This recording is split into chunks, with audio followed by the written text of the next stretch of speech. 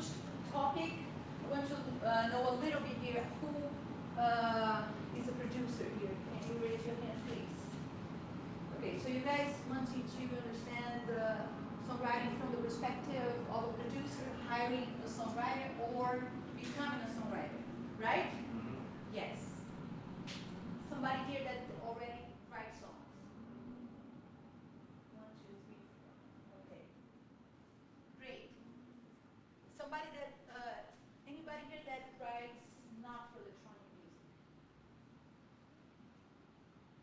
Pop songs, romantic songs, musical theaters, things like this, jazz, right. And the others are any singer-songwriter. 1, 2. Some people here has multiple roles, right? Nice. Hobby. Huh? It's a hobby. A hobby, great.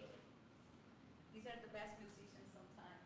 Okay, great. And the others that didn't raise their hands in other, what are your interests around the topic of songwriting? Can I hear a little bit? May I ask you?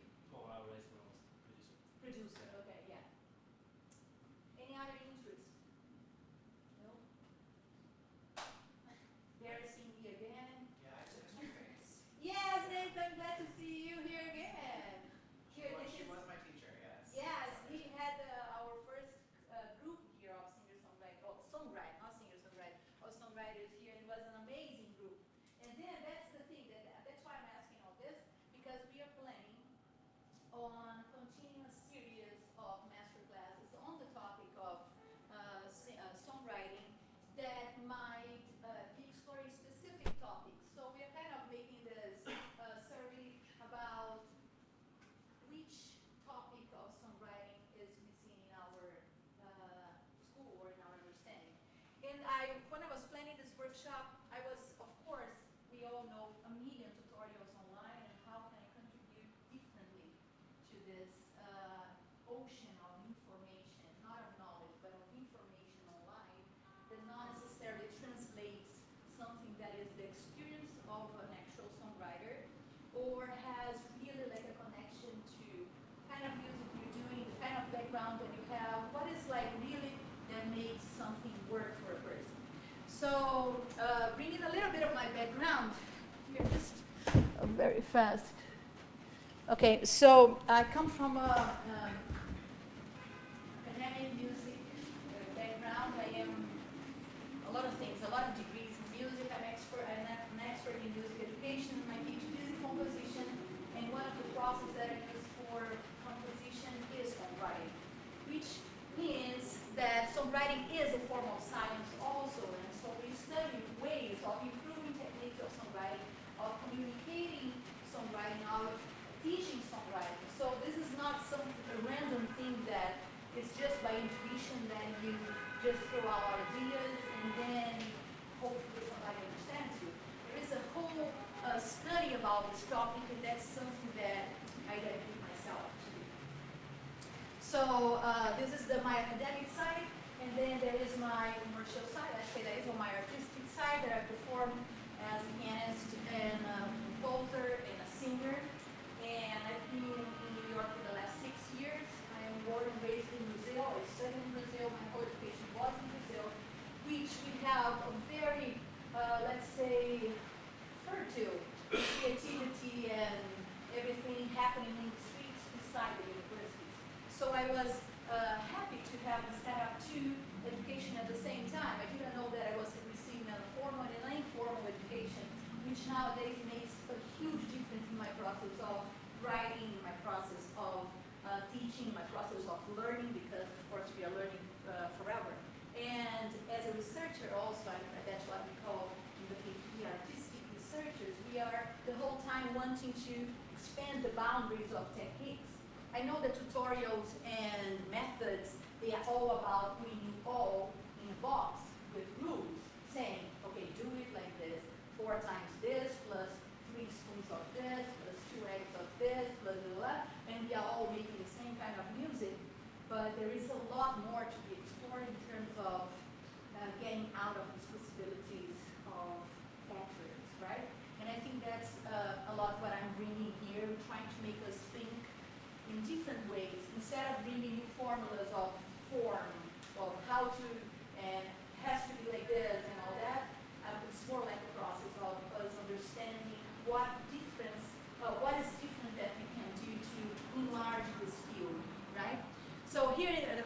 to New York, I started working with electronic music, came here to make a specialization at SAE, and then from there, I started recording with a lot of producers, and I got some very nice results with Corey and Bedouin, with some DJs that I recorded some tracks that got a lot of results, and visas, and labels, and all that, and it was an amazing process for my career. So I can say that electronic music is like kind of a strong scene that I work for here in New York, but I also have other fields that I work in terms of songwriting also, and this is something that I would like to talk about a little bit. So we talk about collaborations. I'm going to talk about this and about the possibility of being a singer-songwriter career. That's what I did a lot. And then I started also here working for films and for the industry. When I say industry, I'm talking about really like working for agencies and productions, because this is one other field in terms of songwriting. We all think in our own artistic projects, but you do have a lot of commercial projects that demand skills in terms of songwriting. And it is really a possibility of income, of developing different projects. So, so here, I don't know if we are going here, maybe I'm going to this in the end, if we want to hear something, some productions that I did, just to make a context of my experience. The track that was, in fact, my first track recorded here, and it was the one that kind of put my name out there, which is named Girar o Mundo. And that's a beautiful track done with Bedouin and Corey. And this one got like Beatport, you know, like the top 10 in Beatport, and a million views in YouTube, and huge amount of sales, and this kind of thing. Besides this, I have a career in pop, musical, jazz, and classical fields also. And then one of my tracks for films. So contextualizing this, I'm talking about songwriting as a field of composition, right? I'm not only talking about electronic music, I'm talking about the possibility to create tracks, create melodies, create textures, create scenes, create a lot of different things, not only writing for electronic music. And then there is another soundtrack for a ballet that I wrote, and some productions that I did for the industry, like recording for banks, for malls, you know, where the money really is, because the rest is passion, right? Okay, so moving a little bit further. Now entering really the topic of songwriting itself, I would like to ask something. Let's imagine here, I want to make like a, I want to hear from you before I start talking. Let's say here an amazing songwriter. Can anybody here give an example of an amazing songwriter? Wow. You're Brazilian, no?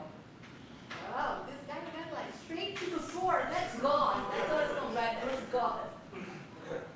Caetano Veloso is a nice example. That's a Brazilian composer, right? This guy, he studied composition informally, right? If you see his interviews, he was somebody really expanding the field of bossa nova. He created a genre named Tropicalia, and he never went to school of composition. He never took a course of anything. He studied with mentors his whole life, and most of his songs are experimentations on different styles, and he's one of the main names of Brazilian music. I don't know any electronic music that he did, because probably it's not something from this time, right? It's something more for now. But he has an amazing discography for us to take a look for sure. This is one of the things I'm going to talk about when we talk about creativity. When we're talking about songwriting, we're talking first about creativity. And if you're locked inside just what you're going to do, let's say you're going to write for beats, and if you just listen to that kind of music, probably you're going to get tired and with the repertoire too short of ideas in terms of chord progressions, melody, texture, sounds, a lot of things that listening to other things, watching films, reading books, going to parties, meeting new people, they for sure will feed you with a lot of more information of what you write about, right? So we are going to get to more specific to this in a minute. So again, one more. Now let me kind of narrow this a little bit more. An amazing composer or songwriter in electronic music. Do we have a name? You're asking for a suggestion? Yeah. Shlomo. Shlomo. You know him? Yes. Nice. Good. So can you imagine what is the process that he might help to songwrite something? How does he start? So, I think maybe just by playing around and coming up with a melody that you like. oh, playing around and coming up with a melody. Playing around with what? What type of equipment? With beats, with the drum machine, with... I think a lot of times the more starts with melody, like guitar or Right. Jamming with an instrument. This is one of the possibilities, right? When we're using intuition to write songs, to compose songs, right? That's a very nice thing. That's one possibility, and you're going to see that intuition is one of my methods. You're going to see this here in a minute also. So intuition is one possibility. Why we don't rely on intuition the whole time? Why we all want to go more than that? it's not always there. It's not always good. First of thing, right? You don't have control of that. And if you receive a call and say, okay, I have $5,000 for a track for tomorrow morning, can you send me something right now? And you were like, intuition, please come here, right? And then, in general, that's exactly the moment that she flies away, right? That's, yeah. Intuition is something, we used to say that it's a very demanding goddess. Very demanding. Okay, another process, another method. How does somebody start the track? The phrase. A phrase. A phrase in terms of melody, text. A vocal line or A text. a meaning as well, or a meaning. A sentence that has a strong meaning. Are you talking about writing Yeah. something? Not a melody, not singing. Writing something. It can be singing. Can be singing. Yeah. Okay, so you're telling me that I can start from a melody, from one thing. Okay, then I got one melody, one line, and I got one phrase. How do I develop this? How do I make that become a track? That's just many possibilities here. Might look for the bass lines, try to find some, either the root notes that come naturally or some kind of harmony. Chord progression. Chord progression. So you start by the bass line? Not always. Yes, not always. In fact, I always have to try and find different ways to start, otherwise it starts to become too rigid a process and I follow down the same grooves. So I kind of Right. maybe it's bass line, maybe I start with drums, maybe I start with the chord progression. Right. That's a possibility. Good. We have some nice material here. What else? Somebody said chord progression. What else? It's like the melody and the cadence at the same time. Melody and the cadence. So you're So talking I'm about running a melody, but I'm also trying to get the cadence. the rhythm. So now you're already thinking on the style. Okay, so you're creating already with the blueprint of the style. Okay, some possibilities. Great. So let's move here forward a little bit more. So we have two possibilities of working in collaboration. When the producer is hiring a singer, right, or a songwriter, right? And then we're talking about preparing the track, setting harmonies, choosing reference. When a producer wants to order a songwriting process for his or her track, right? It's probably a process very common for most of us here, from some of the producers here. So what do I have to send to somebody to ask somebody to write something for me? Who makes this very frequently? Who has already asked for somebody to write a song for one of your tracks? No? Nathan, how was your experience? Pretty good, I guess. Yeah? Yeah. What did you send? Just like an instrumental track, I guess. Structured properly with verses and drums. What was in there? Drum section? Everything, chords, drums. Chords, melody, so you send everything. Everything, Okay. yeah. And then it's just like vocals and lyrics for it. Okay, so give you an example. I am some platforms online that people hire me online to write for them. And then sometimes I receive just drums. There is no chord, there is no section, there is nothing. And then I'm like, okay, how much do I charge for this, right? Because that's it. It's like, at the same time I have a lot of freedom, but at the same time I other sessions that comes with everything, a lot of chords, and at the same time, just for you to have an idea, C and C sharp at the same time. Do you understand what I mean? Discordant. Yes. So a lot of this somebody that doesn't know anything about chords, writing crazy harmonies, and then what do you write on top of that? Sometimes you do find and then you gotta be, nice to say to the producer, look, there are some clashes in the harmony here, we need to review something. So you need to help the producer to work, especially, most of the producers, they don't have a music background, and so we need to help them understand, look, you can put C sharp on top of C, things like this, because if not, you don't have space to create a melody. Another thing, there is a track with brass, violin, strings, all the pads, a million things, and they are all talking at the same time. A track that is so busy that there is no space for the melody. What do you do? Same thing. Hi, how are you? So look at this. I was thinking on maybe dropping using some of the channels here on part A, part B, talking a little bit with the producer in terms of creating space for the melody. So if I'm thinking from the perspective of a songwriter receiving a track, there is some things that I would like to create, like a manual for producers. Dear producers, what is the ideal track for you to send to a songwriter if you want to have a nice track back to you? Do we have any guess here? What is essential for me to write a song? A key? Well, in terms of the track, right? Yeah, the track has a key, right? I doubt that producers will know the key. You write me a message, okay, the song is in G major, the BPM is this, I would be in heaven. But the key doesn't really matter because it could be transposed to match the key of the singer that they mentioned in the same song. Not so much, I'll tell you why. Because if he or she produced already all the other instruments, it's not just a matter of transposition because you can get out of the range of some instruments, right? If it's just one instrument and vocals, fine, you can transpose everything.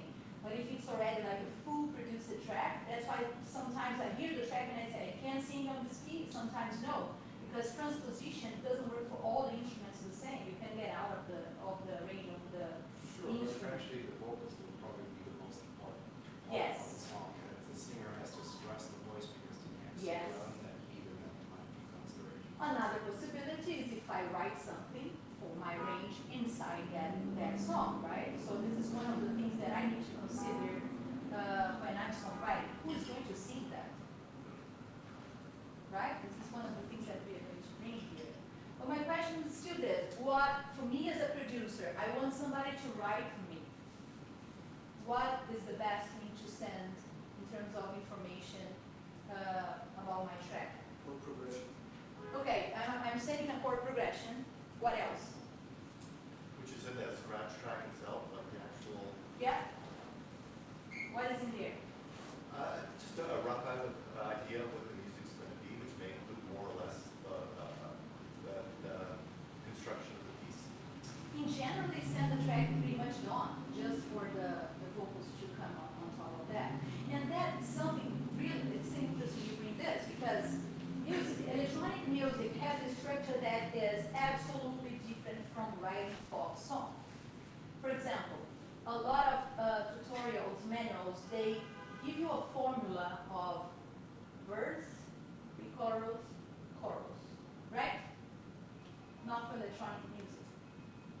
Not only this formula exists for electronic music. We have that formula, but electronic music, it's a kind of a style in which we all agreed on stretching boundaries, creating new material in terms of sound, in terms of rhythms, in terms of lyrics, and in terms of form.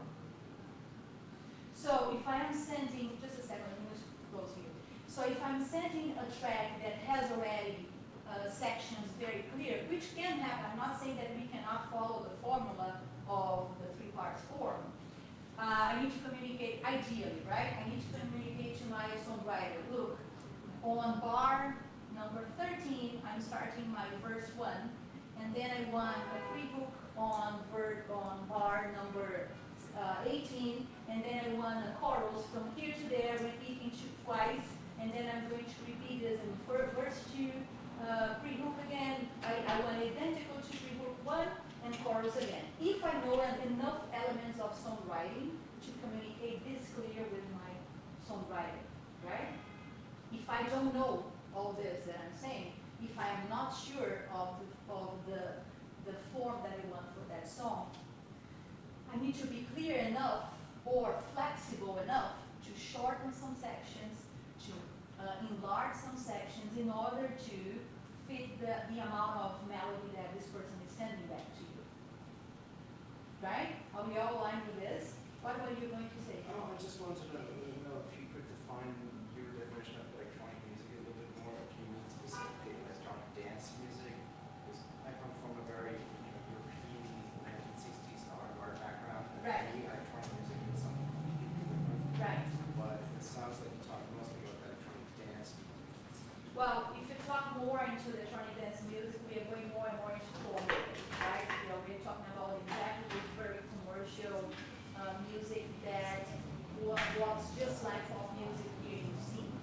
If we're talking about producers that they do have a more avant-garde style, exactly coming from the roots of European electronic music, we are more and more inside this sense of non-formula, right? Or on creating uniquely for that track. And I'll tell you, to me, that's what I love most. Exactly, that's why I do my PhD in composition in Europe also, because that's exactly where I believe there is a space to think on music out of the box, right? So I totally agree with you. So there is something that we need to understand, a difference, like what is this track for? What is my aim? What is the niche that I want to reach with this song? I'll tell you that here in the school, for example, we have an audience that is very young, and we have a sense of my desires for popularity. I want numbers online. I want listeners. I don't want to sell my tracks, but I want to perform in a club, and I want to, in these clubs here, they are much more about dance music. And if that's your goal, there is exactly kind of a reference. You have partners, you have colleagues in this niche, in this field, that we do need to understand, and they are pretty much based on formulas. But if you do want to perform in more experimental places, which in New York nowadays, I'm not sure where they're happening right now, right? We had a very nice moment some 6 to 15 years ago, right? We had a window amazing there. Nowadays, please guys, if there isn't place more for more experimental, No, I understand. right? Maybe we need to push that a little bit, like let's bring again the innovation in electronic music. It's good to have BGM places, but it's good also to go to that places where you won't dance, you just want to watch. I remember they're like in Output, they were going there to watch some produce. Everybody was stopped, the whole dance floor like, I can't believe what I'm hearing, right? It's so beautiful, it was full of surprises. Because what the formulas they do? The formulas make you in your comfort zone, like there is not really a surprise happening. But if you are the whole time like, look at this, look at that, like you're not expecting something to come, it's a totally different world of fun. Instead of, okay, now I know it's coming a pre-hook, and now I know it's coming a chorus, and now I know it's coming the verse 2, instead of this that we are predicting the whole track, right? But depends on the goal of your track, right? Okay, so this is one side. So we're talking a little bit more because I always know that here the master classes, there are a lot of producers wanting to have collaborations in their tracks, right? So we'll be talking about the sections. I'm going to make a little bit of both, and then later I will come back to producers, okay? I'm going to give like an overview about the second topic. I am a singer working with a producer or a musician. Let me take out the singer part. Working with a producer, how to approach a track, adding voice, creating lyrics. So I want to write for my own work, for my artistic work, right? I want to write for me. or I want to write for other artists. And I'm going to ask somebody to produce my tracks. Does anybody here relate to this idea? Yeah? Cool. Can you tell me what is your process? How do you start your tracks? Intuition. Awesome. Followed by months of nothing. Followed by? By month of nothing. Ooh, this is very common in New York. This is very common, right? Cool. Okay. So that's the only one that starts a track from nothing. The rest is somebody wanting somebody to write for them. Is it that? Produces wanting somebody to write. Okay. So I want to understand here just like what is the best path for us to explore more. Okay, here I said that I was going to say about intuition as a method. Okay, so we have 4 paths for songwriting, right, in my understanding. We have a path that is starting by the lyrics. We have one path that is starting by a melody line. We have one path that is starting by a chord progression. And the 4th one, which is starting by the beats, right? So let's talk about each one. I'm going to start from the 4th. So the beats I have a drum machine. I am programming there all my percussive and rhythmic section. And then I come from that. I discover like a nice, I don't know, something there, and I want to start by the rhythmic part of my track. And then I'm going to be building till I get to the last layer, which is the melody line. Then you're going to add some pads, you're going to add some chords, and the melody will come probably in the last stage of that.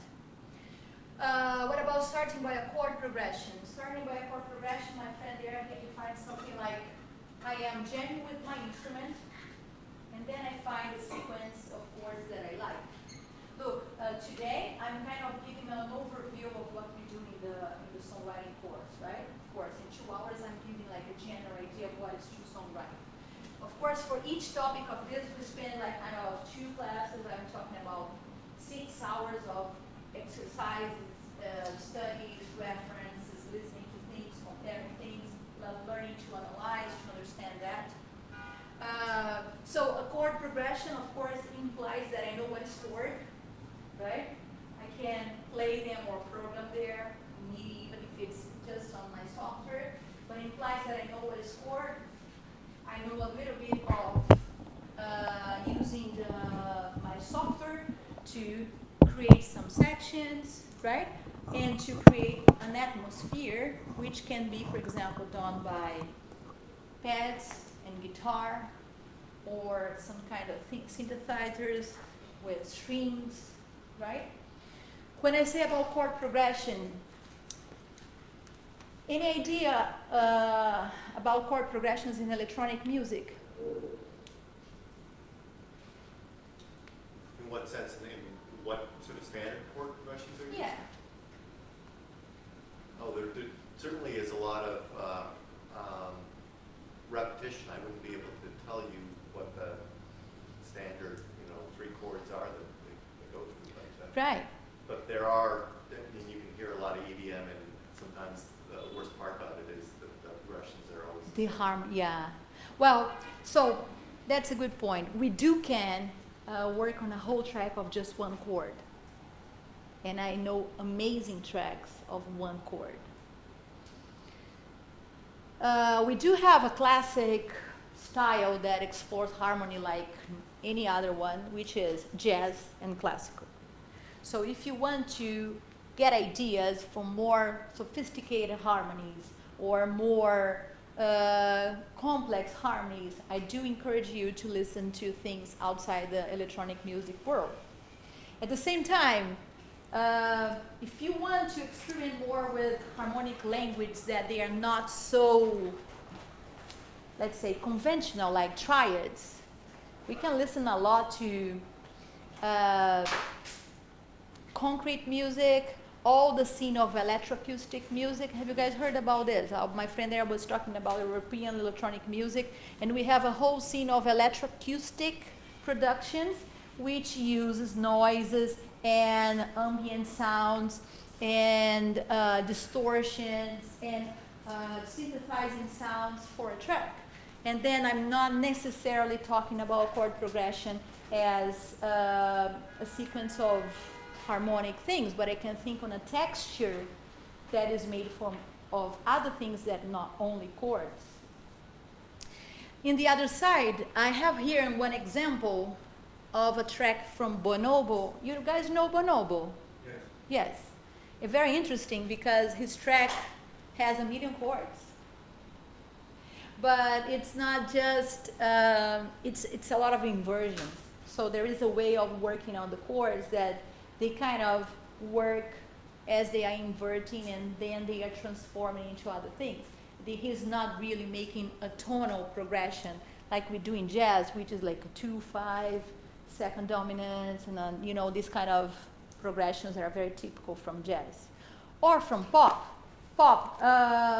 Typical chord progression in pop music. Can somebody tell me something? The blues progression, so 1-4-5 or something like that? 1-4-5? That's the, yeah. But yeah, that's one possibility. That classical one of 4 chords. Anybody can remember this? Minor keys, okay, but I can use this in any style. I was mentioning that famous one that is like 1, 5, no, 6, 4, right? It's a classical one. I don't know where to go. I look to the formulas. Sometimes the formulas they act good as a good start for that, and then you change that. Or if you want to make a hit, just stay with the formulas, right? Horrible to say this, but sometimes that's true. Okay, so we have these 4 paths of working on songwriting. I'm going to start like exploring one by one. Okay, so when I say about writing for a beat or a track, it's like what we call commission songwriting, right? I'm writing with a purpose, so I have to give a result on something. I have to give a result in terms of I have a client and I need to follow their, what's here? Sorry, it's here in the elevator. I need to follow some instructions, right? So I am receiving a track and then I need to deal with the track.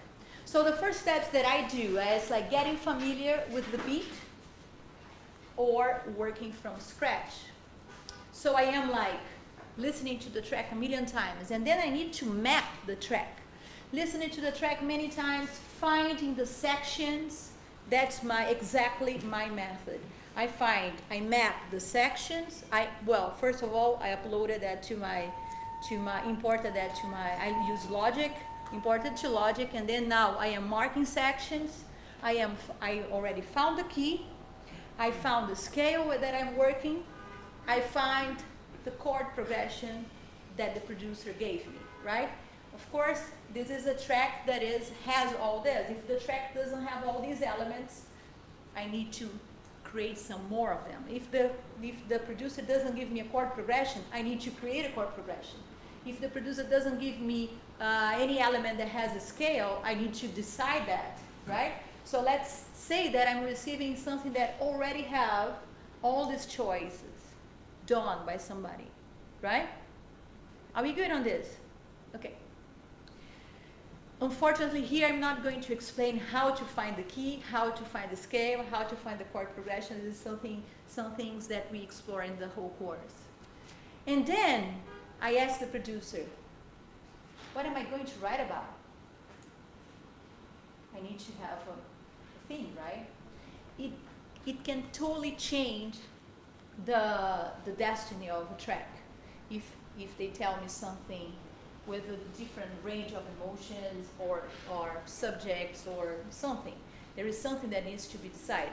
And there is the classic, I always say this here, the classic request, a sunset in Ibiza.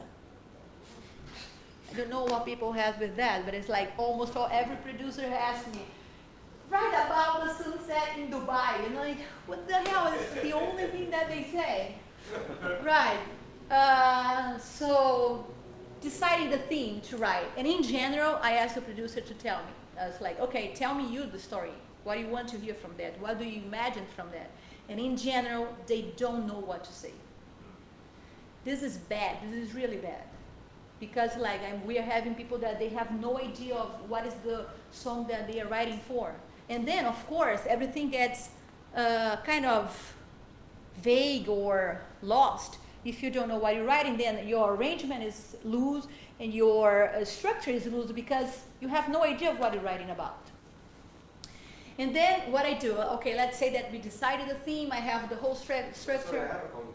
Yeah. Sometimes you want someone else to give it its own, because maybe he has his own story of the song, and maybe he wants to let you Come up with something.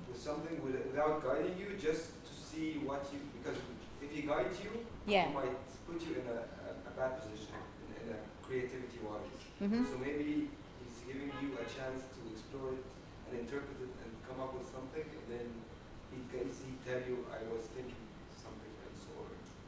Right, but I'll tell you what, if somebody already made choices in terms of key, arrangement, sections, it's impossible for that track to come blank to you. That track, it's like a DNA, it already came with the information.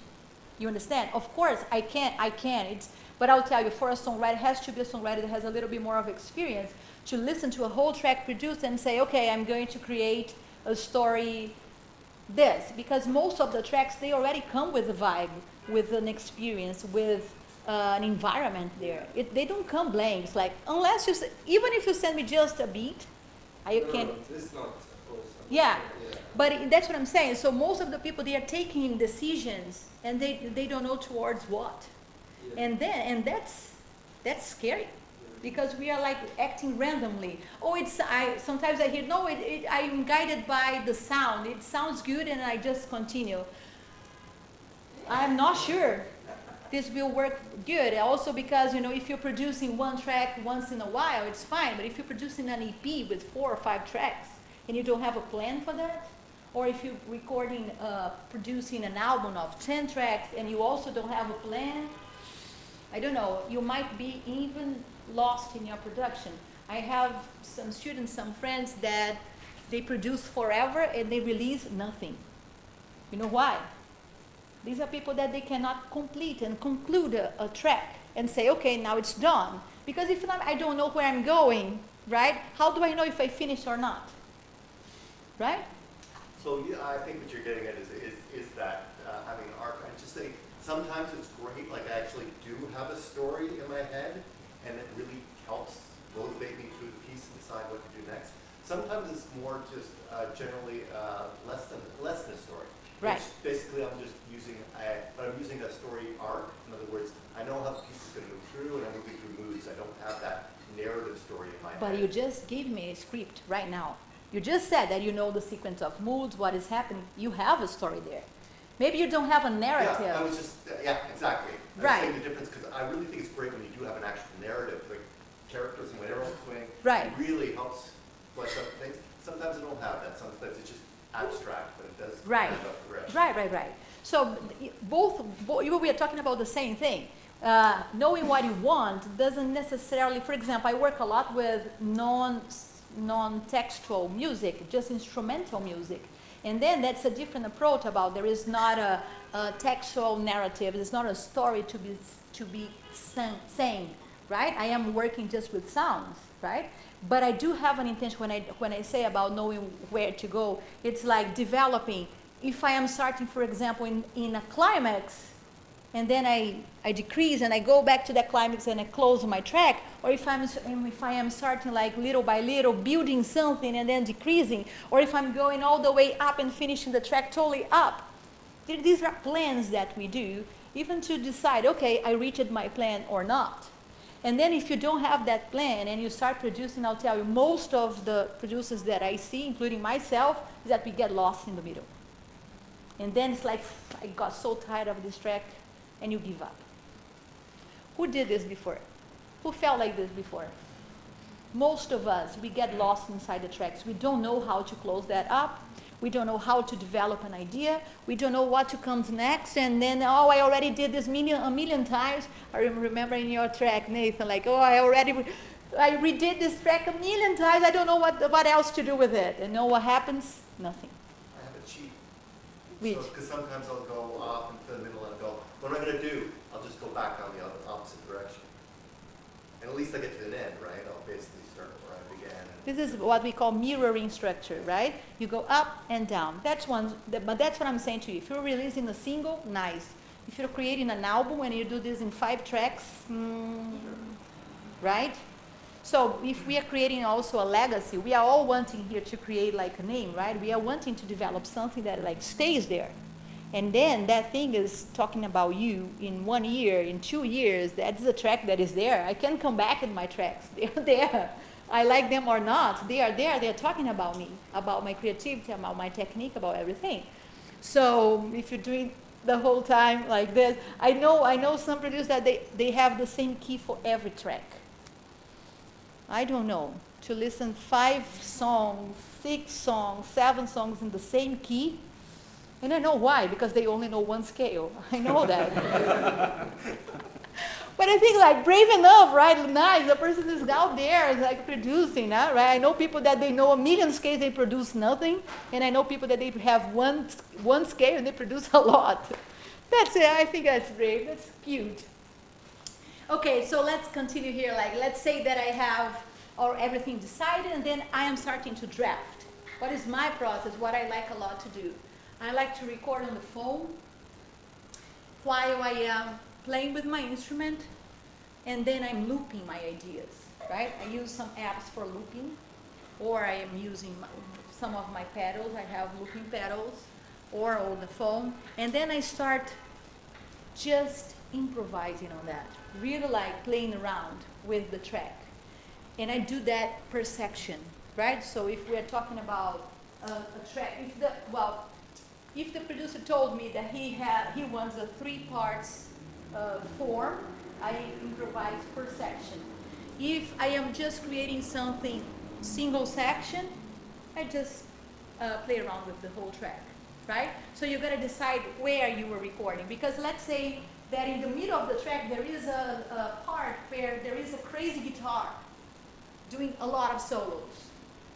If I'm writing for that section, it's totally different than if I am writing for a part that is totally quiet and it's calm and the guitar is not there screaming, right? So I need to decide, understanding the form will have a huge impact of what I'm going to write, yes. Because electronic music has a different process from writing pop songs. Why? Pop songs like it's me and the piano and an emotion. And then I write, and then I'm going to produce later. So the production is responding to the composition. Here is different. Here the composition is responding to a track.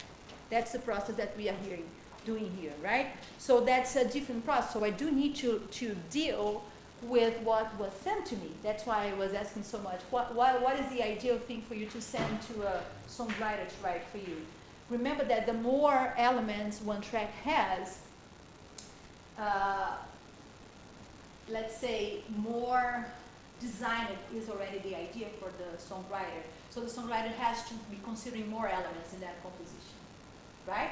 But at the same time, if you let the thing too loose with few elements, you might not receive what you expected unless you don't expect anything. Of course, later you can edit a lot of the vocals, you can restructure things, cut things out. Of course, we can do everything like this. Because electronic music, exactly as we were saying, doesn't follow a structure like so linear as we do for pop music or for jazz or for theater or for classical, things like this. You want to ask something now? No?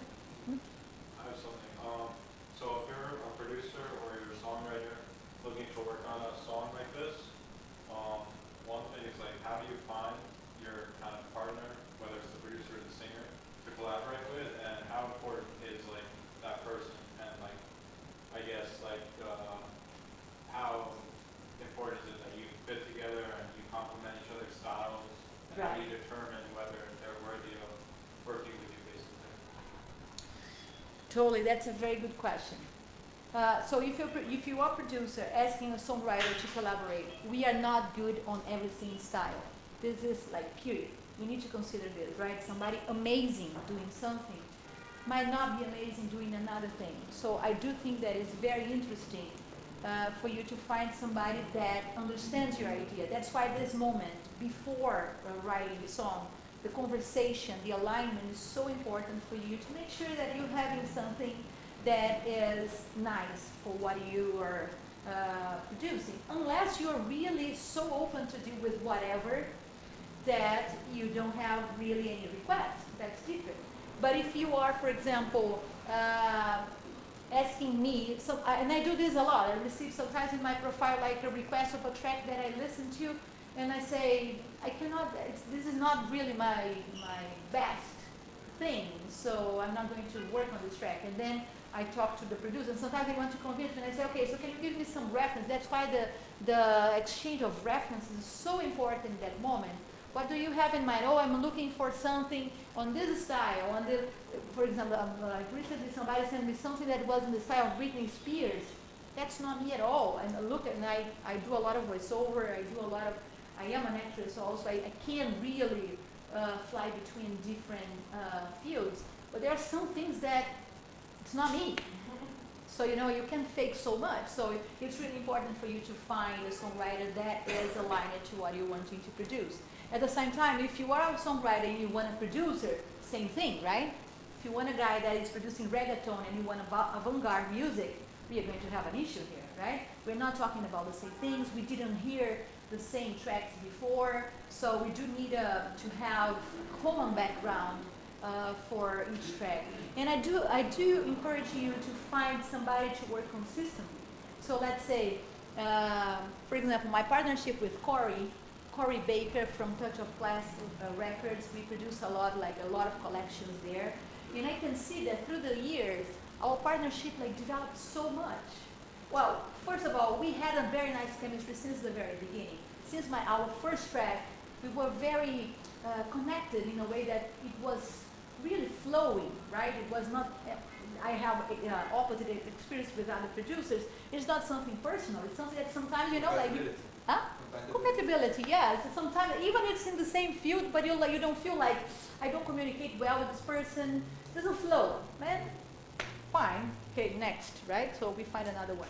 But if you discover somebody that you like, I will highly recommend insisting 2 tracks, 3 tracks, 4 tracks, because there is something that develops from that artistically wise grows, and you can listen to that in the track. And then you can discover something that is like, okay, on this track I'm experimenting on this, the second track I'm experimenting more on that, and then something gets really developing. It's really beautiful to see, right? Okay, so continue here. So then I am drafting, right? I am singing up and up and up and up, and then I feel like, okay, I already have enough material. I upload everything to my session, and then I start making decisions. Okay, I like this melody line that I did. I don't like this. No, I don't want this. I want this. And I start really sculpting my melody, right? Let's say that I'm starting from the melody, and then I myself brainstorm with the lyric. And then like almost random ideas, and you start write like you're writing a novel or you're writing a poem, something like that. And then you take a time to blend the 2 ideas, the melody and the lyrics. So when you improvise on those melodies, are you just doing vocals, just syllables, or Humming. fragments? I do a lot of humming.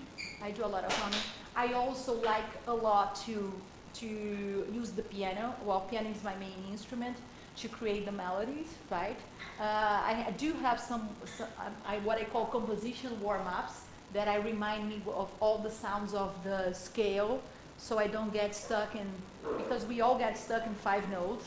So I do have all the possibilities of intervals, right? Okay, I do have that possibility to go there, to go here, and I try to experiment the more that I want. So I do have this time of warming my composition. And yes, did I answer your question? Yeah, but so very rarely just real lyric fragments. blocking the start? Sometimes I can go melody and text at the same time. Not always. I'm not good doing that. I already saw some singers that they can, like rappers, right? Blah, blah, blah, blah, they have like this flow of words and melody at the same time. I don't have that. That's not for me. Especially because I don't rap. I do complicated melodies. So my energy goes a lot in terms of deciding notes and having this intuition of what is the right intervals to go here or there. So I prefer to think on them separately. I prefer to choose better the words that I'm going to use, and so having more time to think each element separately, right? But there are possibilities, right? And then deciding the vocal range. Am I writing for me? Am I writing for somebody else? This is a question, right? So that you also need to ask the producer. That is, am I going to be the lead singer, or if I am a singer, or am I writing for somebody else to sing, right? So in this case, you do need to consider like a general range of, don't write things that are crazily high or crazily low, because nobody will be able to sing that. And also trying to keep the extension of your melody between one octave. That's more or less what we do, right? Because we can transpose, but if a melody goes for 2 octaves, even if you transpose, it's still 2 octaves.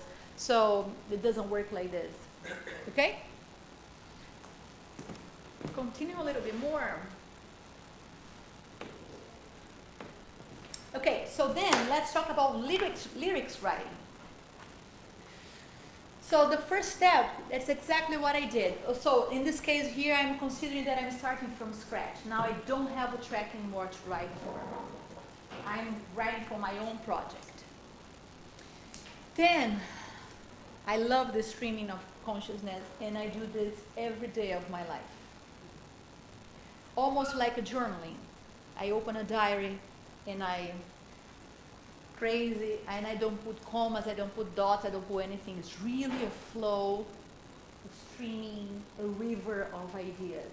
And that's an exercise that you need to do, because your brain starts to getting used to this idea of flow, especially if it's in a language that is not your first language, right? Like mine here. So, and sometimes I do a flow, well, I write in 3 languages, and I do flows in the 3 languages. So this is a way that I practice my vocabulary, I practice a kind of writing in different languages. It's extremely important to have this exercise as a permanent thing that you do. So is this like a diary that you put down your ideas, or is it like musical? Is it something that you write? Well, not necessarily about me. Oh, okay. So it's, a diary would be something that I'm talking about my day, right?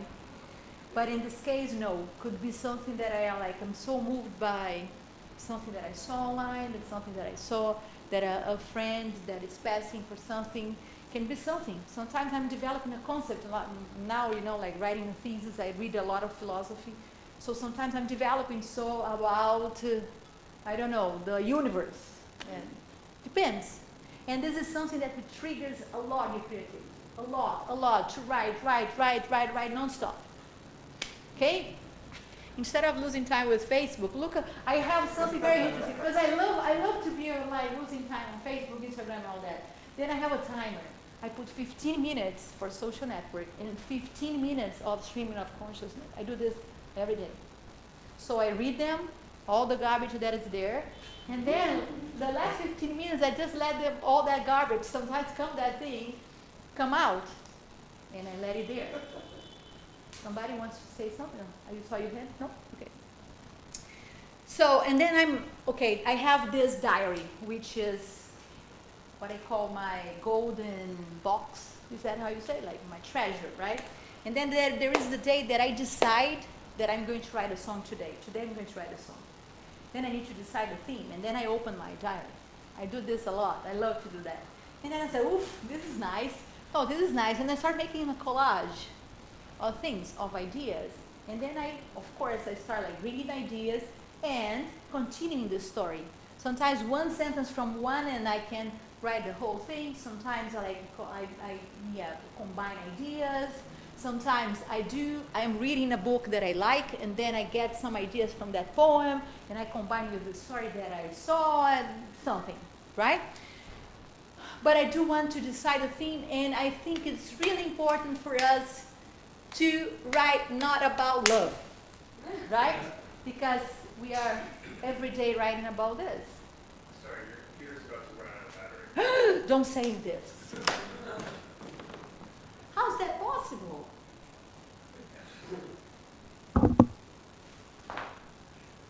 Okay. Does this one fit it? Okay, my friends. I know what we are going to do. I'm going to download this. Thanks for calling my attention to this. Well, it was 100% an hour ago. I can't believe. Okay. So, can you find a way for me to send to your computer here? What do you need to open? Could be a PDF. Does anyone really text out here? You could email it either to yourself or to somebody. You can email it to me if you want. Right. You don't have a power supply? Plug it in? No, but the thing is to this computer here, not to this one. I couldn't imagine 100% in 1 hour. Does that power supply fit your Huh? Does this power supply fit? No, it doesn't no, look no, like no. it. I just want to send to this one. How can I send something to this one?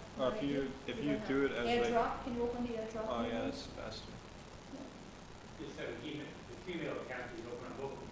Yeah, but I think that, do you know if we, yes, you're right. Open yourself. Yeah. I'm going to send this to me. Sorry guys, just a second.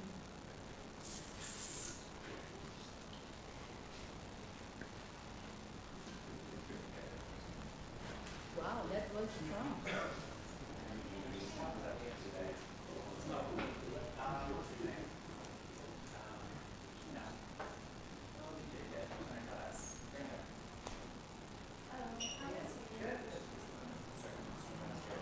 Do you have your email? Yes. Okay, I'm going to send that to you. And then you open it there, is that okay? No problem. So the email, do you tell me when you're ready? I am.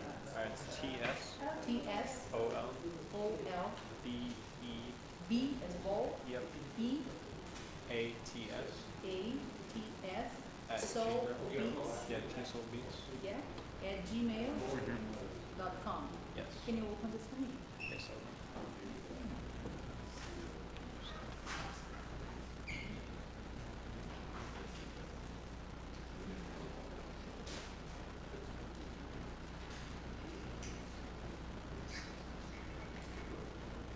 Okay.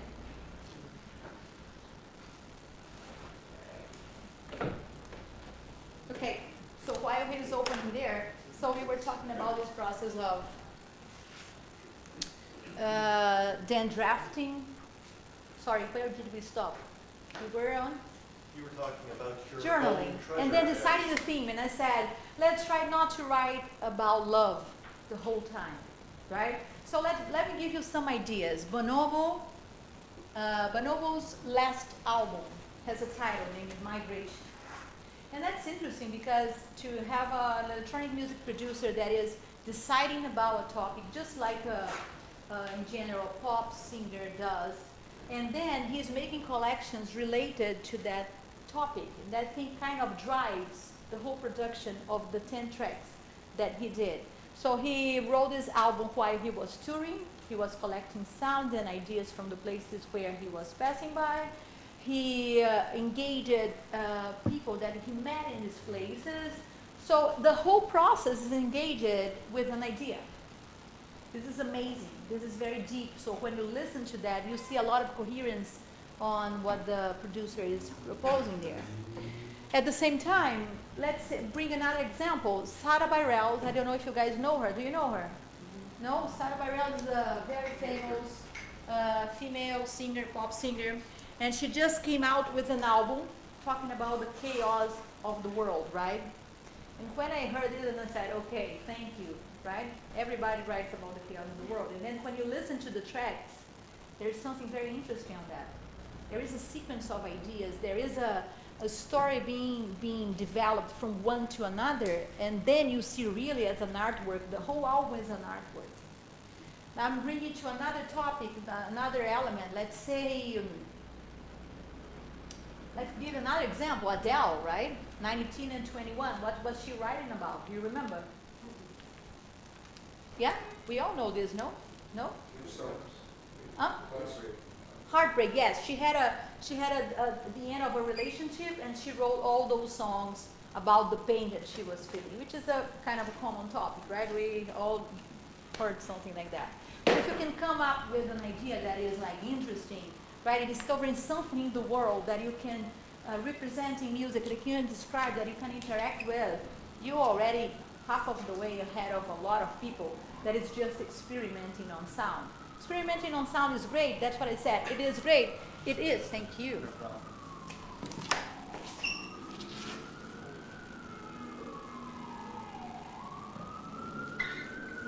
So experimenting on sounds is great. It is, but that's what I'm saying. The chances for you to get lost inside your track are huge if you don't have something driving you.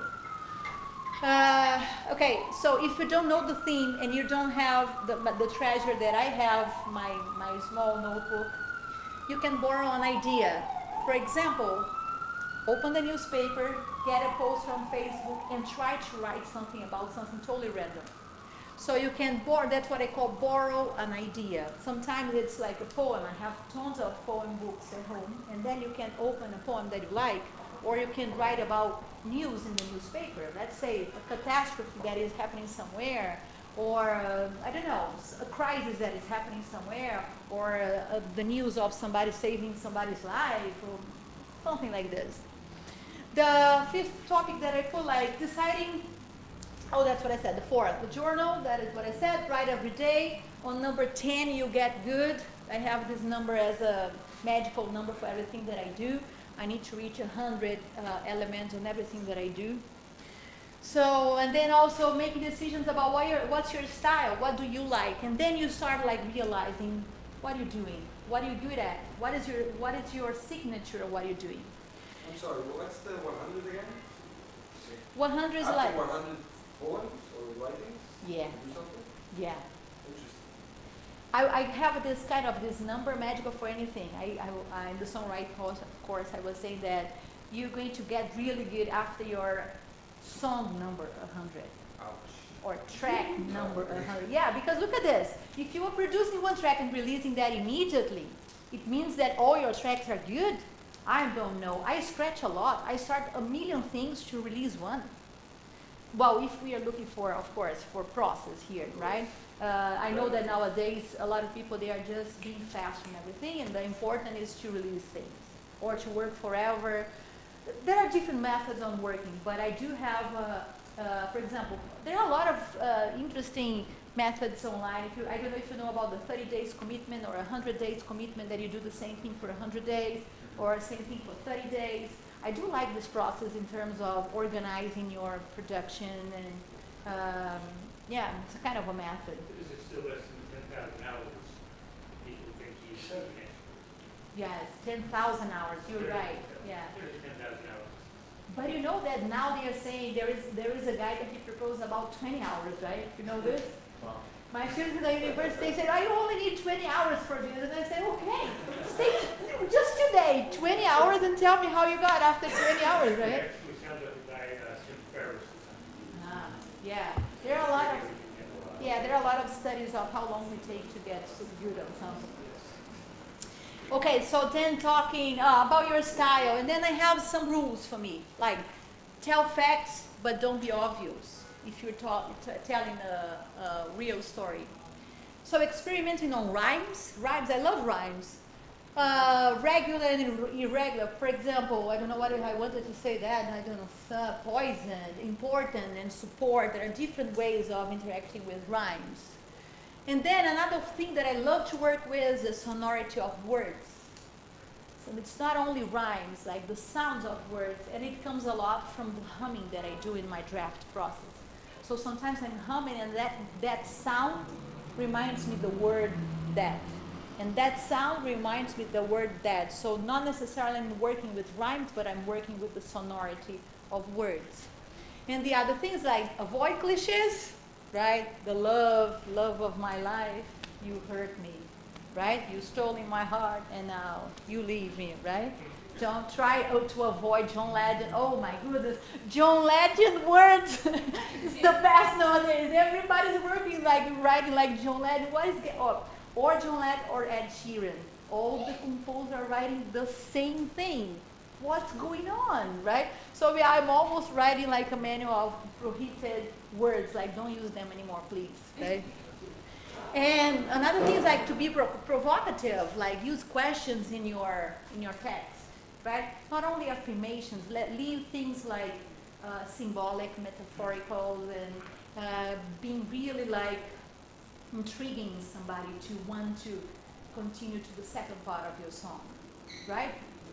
And then we have this kind of signposting something like if you're telling a story and you tell the end of the story in the first verse, what comes next, right? So some ideas of how do I develop something into something deeper. And then the form, are we talking about verse chorus? That's the classical form. Or am I talking about crazy text, crazy forms? Am I creating my own form? I would say create your own form. We are all getting too much squared on all this. If you want a formula, a lot of formulas on Google. But I would say create your own formula. Has to be 4 verses, 4 verses, 4 verses. No. Decide it different. Make it irregular forms. Okay? It's one idea. Okay, so if I work from the melody writing, if I start from here. Well, I always suggest, by the way, this is the structure that I use for my class. You remember this, Nathan? This slide, right? It has a little bit, some small changes. Okay, so now I am starting, forget everything that we talked to now. I'm starting my song from a melody. I want to start from a melody. I don't have any text. I don't have any track. I don't have anything. I want to write a melody. How do I do it? Use the piano. Use the piano is a good option. Just go from the piano. What else? Humming. I love humming. I like both ways, starting from the piano. I like to start with the humming, and then comes another thing of the 100 days, which is every day I create what we call in classical music a theme, something small. And then I recommend you guys I use an app named Music Memos, which is from Apple. Apple should really like sponsor me for every masterclass that I give, and I say this. So Music Memos is a recorder for music.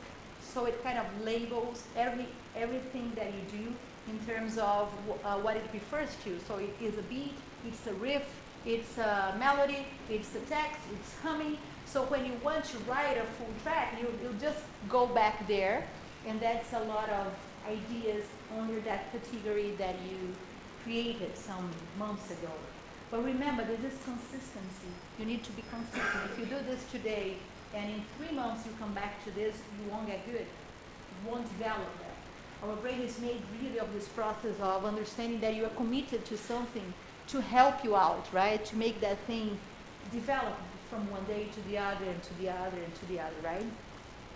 Okay, so one of the things that I like a lot to suggest to students is like, if you don't know how to structure a melody after the first verse, try to copy somebody's song.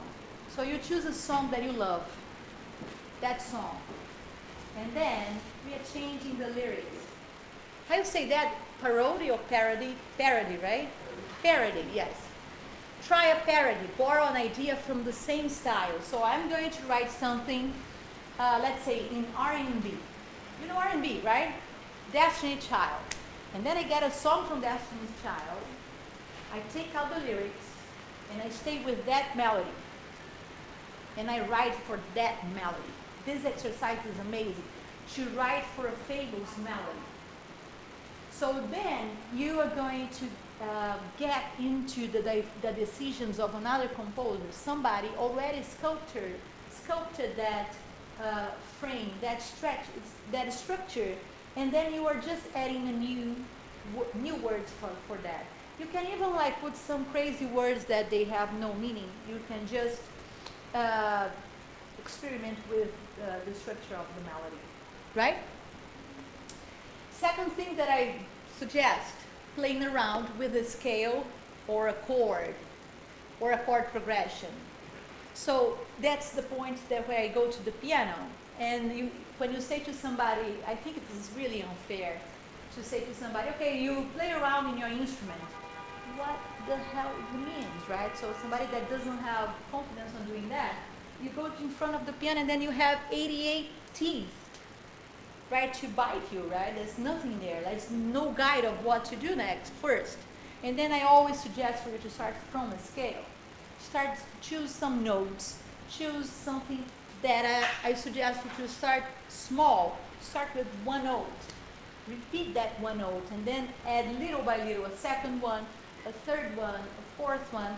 And that's a methodology that I got from Indian music. I love to study like other cultures. And then when they are practicing improvisation, they are improvising with ragas, for example, they have this. It's interesting because for you to be able to reach 4 notes, you have like some hours spending just on 3 notes. And this is connected to their spiritual practice also. And then there is some meditation, a lot of different things in the universe of classical Indian music. So I learned a lot from that to improvise with 3 notes. And then I stay there. And how to improvise with 3 notes, play with time, make them a little bit more articulated, and then rest more in 1 note, and then we repeat them. And there are a lot to do with 3 notes.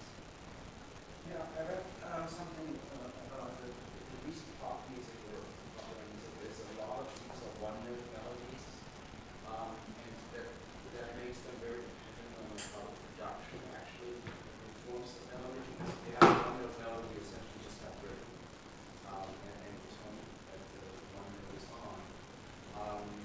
What do you say to that? Or like, what do you recommend? Because if you try to melody on piano, it sounds very boring. Yeah. Yeah. Whereas if you actually then have production around it, it can sound very interesting. And a lot of You're right. recent pop songs are having a lot of 1-note melody. Right. So that's why, depending on which path you're taking to songwrite, you will have different strategies. In this case, I'm starting from nothing. I'm not writing for a track. So in this dance pop styles, in general, they start from the track, right? So you have a track really informing what you're doing next, and then it makes sense. But in here, this style is to start from a melody. In general, comes more from romantic styles or more like melodic styles, right? Because the melody is the main thing. In this kind of genres, more rhythmic, the rhythm is more the main thing, right? It's more for people to dance. And then in general, those aspects are the starting point of the track. But here it's for a melodic style. Right, but rhythm and notes essentially follow constitutes the melody, so the rhythm will always have a very Yeah. No, it will have an important part, but not necessarily it's the guide. When I say rhythm, everything is rhythm. It's more about the beats or the rhythmic section, right? That is what is like sculpting or guiding everything that comes next from the track. You see what we talked about, what is driving my track. Am I writing for dancers? I'm focusing on teenagers. I'm focusing on people that they want to talk. They are 30 to 40 people, and they are like, I don't know, more interest on another thing. So if I am understanding what I am writing for, all my decisions are aligned with that thing. So what I would say that, of course, my melody has rhythm, and it is important, of course, but I'm talking about the rhythmic section of the track, which is not the most important thing. I could make a whole track a cappella, or I could make a whole track just piano and vocals, something like this, right? So yeah, so the way that I'm building my melody, again, is connected to the decision of what my track is for, what is the field that I'm writing for, who is the niche that is going to listen to this track, do I want to please them or not, because there is also this. I might not want to have followers. I can not want to please somebody, and then there will be a niche for this also. People admiring people that is artists that they are not selling their songs. They are not there for being accepted. They are there for experimenting, and that's another niche also. So going to the piano, my suggestion is this thing, like playing around with the scale or a chord progression, right? And then I'm playing around on that and humming at the same time, trying to find lines. And that's what I said. Start with one note, two notes, three notes. So just this, we stayed, I think, 2 or 3 classes on this, right, Nathan, on this one, or on, I don't remember anymore. So making this exercise, that how do I move from my first note to my second one, or if I want to make a run and I have like 5 notes in a row, I don't know, experimenting on something. And then some things that I take in consideration, which note I'm starting, if I'm, for example, working with a chord progression, from which note I'm starting. If I am, my suggestion is I increase the range little by little. Don't start your track with a huge jump and then a scream, unless you're writing more a rock style, or you want to create a more impact on your songs, a more political song, or something that needs more like emphasis. So then you start with an octave interval, or if not, if you start like smoothly moving inside the scale. Or if you are articulating the rhythm more or less, which means, do I want to make my song with more words? Remember that the more notes you put there, it's more words that you're articulating there. Less words, less notes, right? And the third decision that I need to take is again about the range. I'm deciding if it's vocal or instrumental. As I mentioned, that songwriting, of course, it's focused more on the composition for songs. If you are also considering that you're writing for another instrument, let's say that I want to write a song that is for the piano, or if I want to write a song for flute, I don't need necessarily to be considering just my vocal range. My fourth element there, add a scale sequence or an arpeggio. So how do I develop my melody? And this is important to have as a reference. That is, I already said about starting from small groups of notes, 1, 2, 3 notes, a lot of repetition. Start small and then start spreading your melodies up and down from the center that you chose. And then creating a scale sequence is when you can expand a little bit more your melody. Not every style adapts well to this, right? We have a lot of electronic music. They are very smooth, and they do need something very low-key. So don't put a lot of intervals and scales everywhere. They don't work well in every song. Arpeggios are the same thing, right? The arpeggios, everybody here is familiar with these expressions, like the arpeggio when I am skipping one note in my scale. So I'm, for example, A, C, E, A, right? But these are big movements in my scale. Remember that to use this if you know that this is going to fit well to your style. Are we good to continue? Yeah? My third path. Oh no, that's an example. So I brought an example here. This track is mine, right? Hopefully it will open. Let's see. Yeah, it does. Here, do we have sound here? We should. So this is a short version. That's not I'll say the original one is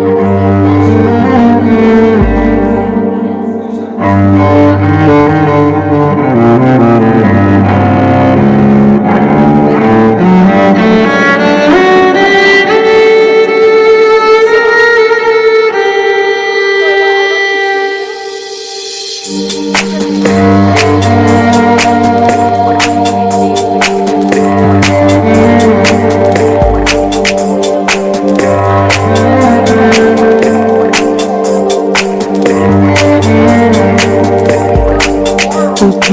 faz mover, o que te faz dançar, o que te faz girar.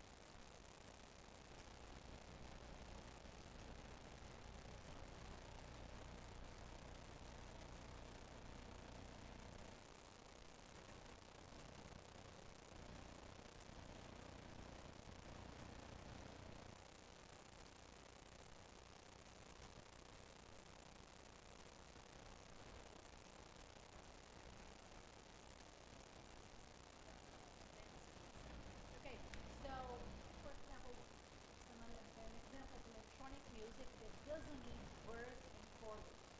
Needs what? One element, just like an instrument. I need a solo like I was a flute, and that's the song. You don't need to write forever, many words, and here and there. Also, should I go very high with my voice? Then I'm like in the middle of the cello making a beautiful solo, and then I wanted something that could dialogue with that cello so smoothly that was like one continuing the other. My voice was like continuing the phrases that the cello was doing, right? So that's for this one example. And then I'm writing in Portuguese, which is like the favorite thing for people here. And I talk about, there was no guidance about what to write. I say, girar o mundo girar has a double meaning, which means spins, but also means like walk around, right? To walk, yeah, kind of travel, to migrate. O mundo is world. So to spin the world or to navigate the world, to cross the world. And then I say, o que te faz mover is what moves you. O que te faz dançar, what makes you dance. O que te faz girar o mundo, what makes you travel the world, see the world, what makes you, so it has this double meaning of, it's a kind of a poetical meaning of movement. Then, let me come back to my,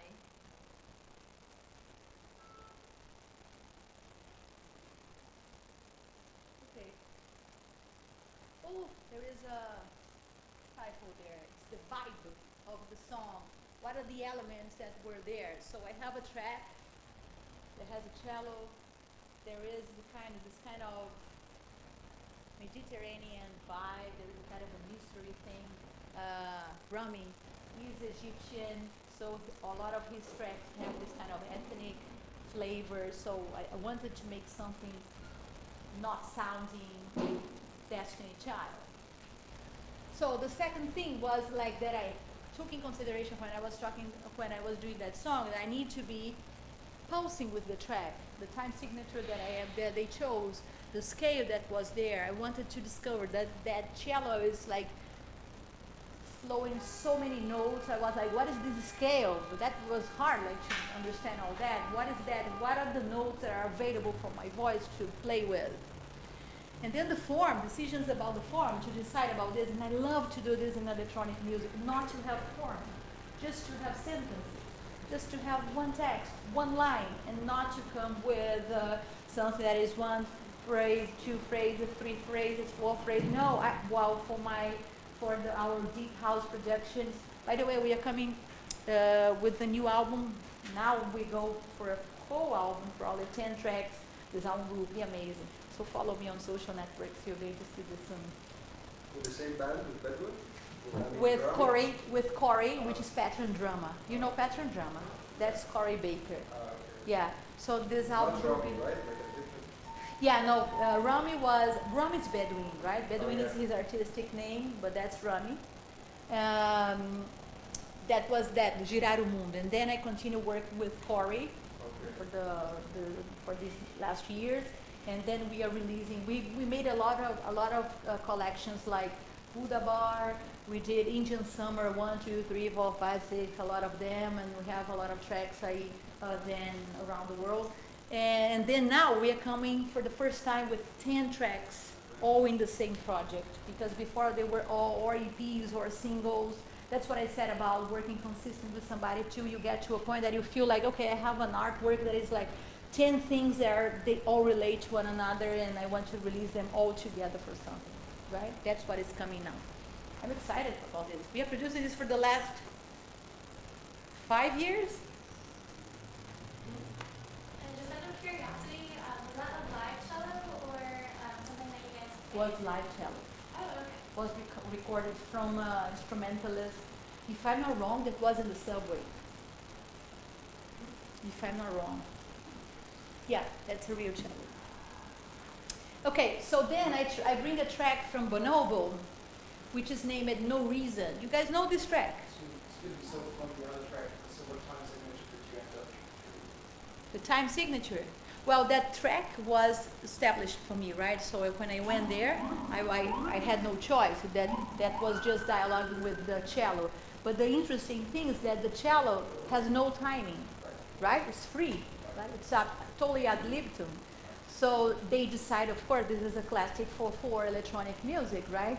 But I wanted to do something in my vocals that was not so da na na na na na na na na, which a lot of melody writers, they want to reinforce the rhythm, and I wanted to make the cello, and I wanted to do o que te faz mover, very loose, o que te faz dançar, very open, o que te faz girar o mundo. That was nothing that has even if he didn't want to start on the first beat, there was no start and no end. Well, that's what we call circular rhythm, right? Which comes from a lot of different cultures also that use this strategy of not having rhythm on your melody. So it's a kind of saying a poem, saying a story. Or you can layer over. Or you can what? You can layer it with time signature. Yeah. Don't overdo it. Yes. But he already had, that track is anything that could steal the attention from the cello, right? And we wanted to have that thing so atmospheric, so environmental. It's on sale at Beatport. You guys can buy this track. Like, it's amazing.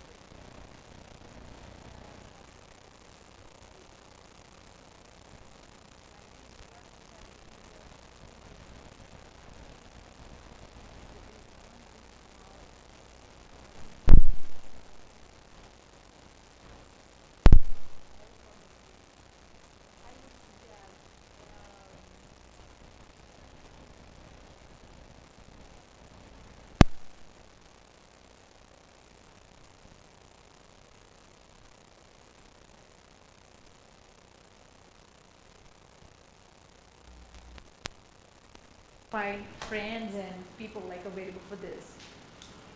I work a lot on a website named Sound Better, which most of you might know also, right? So I have a profile there, and I have people that hire me from there. Right now, with all these tracks, I receive a lot of inquiries from my email, right, on my website, and that I receive inquiries there. And one producer then introduces to the other, and to the other, to the other, and then we end like having this. But I would recommend for a producer or for a songwriter to have a profile and Sound Better.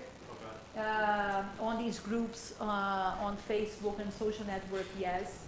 So having a profile on Instagram, having a profile on Facebook, things like this, yes. And then having a presence on SoundCloud, Bandcamp, Beatport, yes. These are things important to be, and also at the same time, as I said, being consistent. If you release one track here, and then the next one's going to be in 3 years, you can build an audience like this.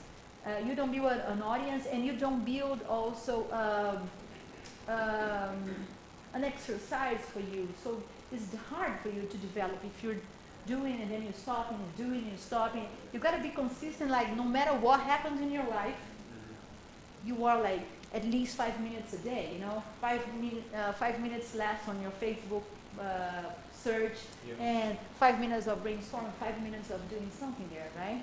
So I would suggest these channels, right? So you think social media is really big, especially for people that might not have a network of people that they've met, like you have a long career. Yeah. Maybe for somebody who's just starting out fresh, you know, they could turn to Facebook and other things Yes. like that. Also, I do think that these meetings, these in-person meetings, like the Ableton users group, is really nice for you Which to meet new they people. meet here, I'm pretty sure. They, in yeah. New York.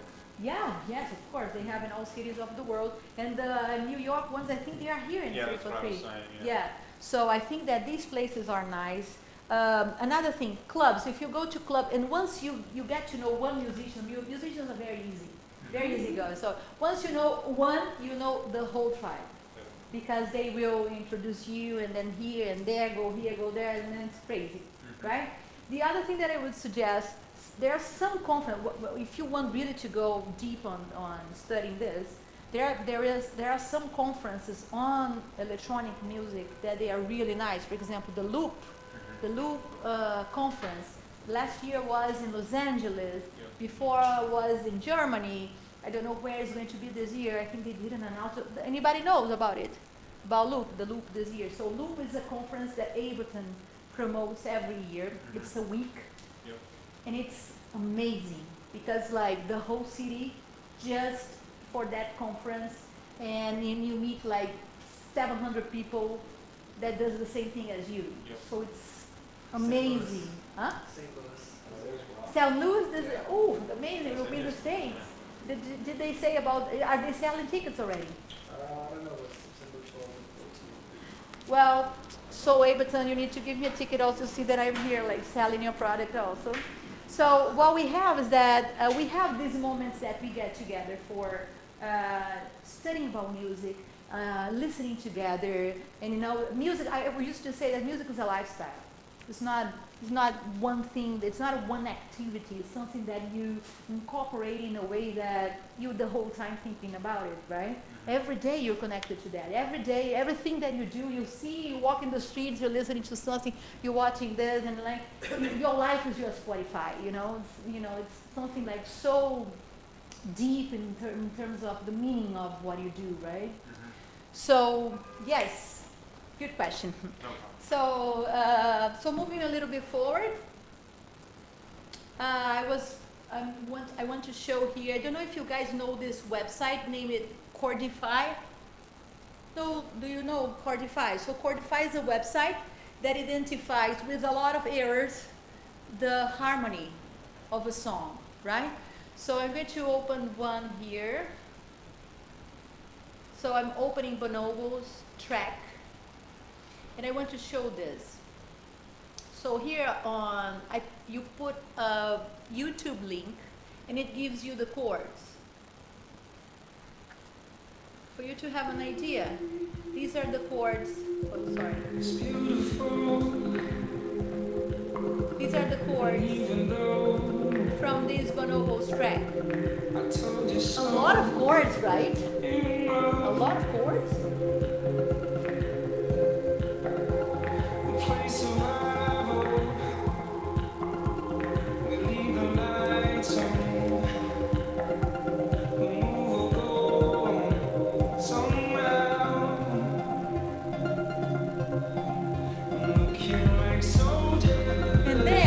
Electronic music that has a different structure. Look at the backing track. Look at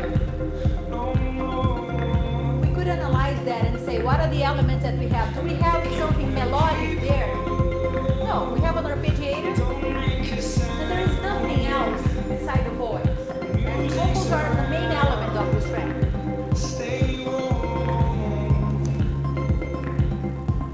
Right, so and then, yes, and then the singer will have space to come with a bigger form for this one. For example, take here and this is the lyric of the track. Let me see if I can play this at the same time. I want to restart it. It's beautiful, and even though I told you so, you know. First verse, right? Repeat at the start. Repeating. We play survival, we leave the lights on, we move or go on, somehow. Rhymes. Looking like soldiers. Second element, right? Second melody. And I'm not around no more. And looking at people that don't make a sound. Music's around, stay warm.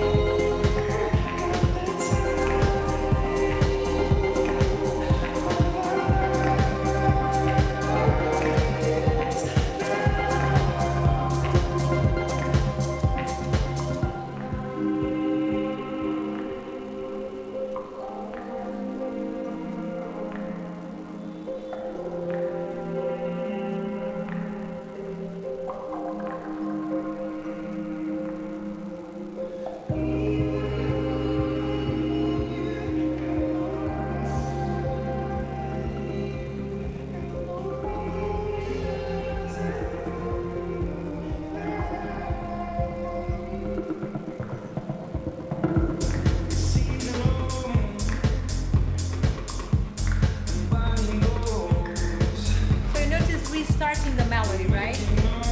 Okay.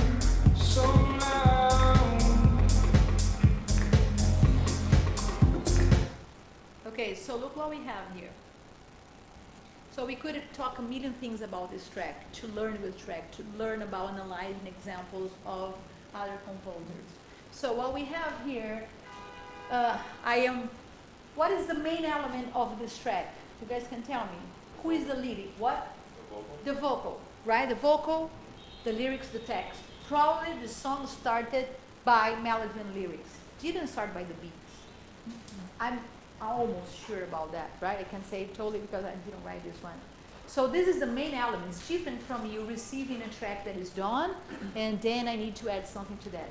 So probably Bonobo received it. He asked the guy, "Oh, you have a song there that you want me to produce? Let's produce something." And he said, "Oh, I have something that I have there home, a nice idea for us to work on." That's how we say, "Oh, I have a nice idea." Okay, the nice idea is this. It's something that has already a structure. So the guy received something that I could, for example, produce in a John Lennon style, or I could produce in a music theater style. I could, for the same song, impress different styles. And Bonobo does this super well in electronic music style. And then we have the same structure. If you guys listen to the whole track, you're going to see that there is a structure with the verse 1, a pre-chorus, the chorus, and it will repeat. Verse 1, pre-chorus, chorus, and the same thing.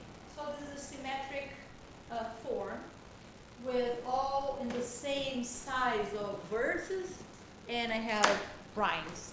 And unfortunately, all the time the same rhyme, so you don't hear really a melodic change of sonorities, but it works very well also for this track.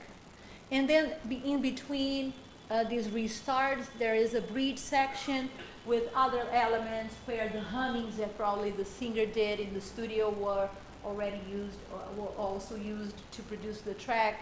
And then there are layerings, right?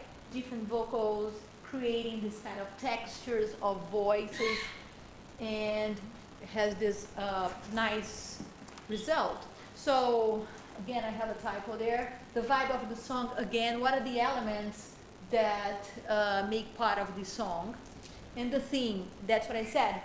Probably the theme was the first thing that was worked on this song. And then the singer came up, or the songwriter that decided the time signature and the scale and the form and the vocal interpretation. So Bonobo writes almost like the arrangement and then the backing track and all the thing that creates the ground for this track. So this is one of the examples. The first one was my song when I was writing for a track that is already made, and how do I interact with that element. This one probably was the opposite. The composition was already done, and then the producer interacts with something that is ready, which completes that two options that we talked in the beginning of my talk. So then, pretty much, these are things from the whole course, talking about chords, talking about arrangements, and then this is like, we have the course next week. You want to talk about this, Nacho? So, Yeah, are you done? so I'm closing up here, so we are going to have the commercial part now. So I teach for this course here. Sometimes we are going to have an intensive, he's going to say about this. I'm going to give you voice in a minute. Also get in touch. These are my contacts. You can hire me. You can, you can get in touch, like send me your tracks. I do like a lot of mentoring, also interact with songwriters, with arrangers, with a lot of things. If you want to connect, let me know. And also perform. This album with Cora is coming up soon. All this is coming. Okay? I think what we can do maybe, I think everyone RSVP here. What I can do is I can send the slides tomorrow so that they have the contacts and all the links and for everyone to read. Yeah. So I'll send that tomorrow. Okay. Thank you, Candida. Thank you for the invitation. Thank you all for participation. So if you don't have the money to recruit Candida to make the option for you, the other option you have is coming to classes. Oh, here. yeah. So as Candida said, we have class starting next week. Reach out if you're interested. What's starting next week is a 2-week intensive that so we meet for 5 days a week for 3 hours for 2 weeks, and then we also have like the normal courses after, starting again after the summer, where Candida meets once a week, normally on the Sundays. Yeah. So, well, thank you everyone for coming. I hope you liked it. Yes. I always get out of this class very inspired to add some vocals to my tracks, so this is good. And yeah, we're here every Thursday. There's an event here. It's usually every 2 weeks we have a master class that changes on the topics. And then the other weeks we have either Ableton user groups where we have Ableton come here and they bring 3 artists to share their tips and you know how they go through their creative process or different things. And then the other one we have an open mic where people are free to come perform their own music. We have really some amazing people, but you also have some people that are starting that you can see, you know, they're like really progressing. So just, you know, reach out, stop by, check us out, follow us on social media. You know, we're growing 343 Labs. We just started a meetup group for 343 where all the events, I'm in the engagement here actually, so we just started a meetup where we can collaborate all of that. So maybe we can send a link to that as well. Perfect, yeah, exactly. So I'll send the information, and then, yeah, and thank you so much everyone for coming in the rain, and we hope to see you here. One more thing. So we are creating this series of songwriting deep studies. So if you want to suggest a topic that you think that, you know, was not covered today, of course, today was an overview, but something that you would like to hear, like 2 hours about one topic, or that you would like, for example, the course that we were talking, the group that already finished the songwriting course, how to continue studying this, how to be more specific on a topic that I want to know more or explore more. So please send us suggestions for me, for them. We are kind of structuring this like drops of songwriting courses, masterclass, workshops, some short ones also. Okay? Thank you all. Great.